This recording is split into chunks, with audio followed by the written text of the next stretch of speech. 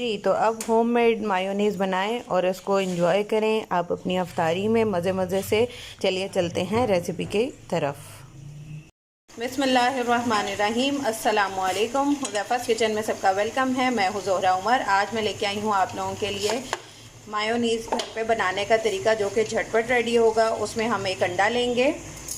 अब इसमें हम ऐड करेंगे हाफ़ टी स्पून नमक, हाफ़ टी स्पून काली मिर्च और 1 टीस्पून डालेंगे चीनी और लहसुन अदरक का पेस्ट। ये अंडे के साथ इसमें ब्लेंड कर लेंगे।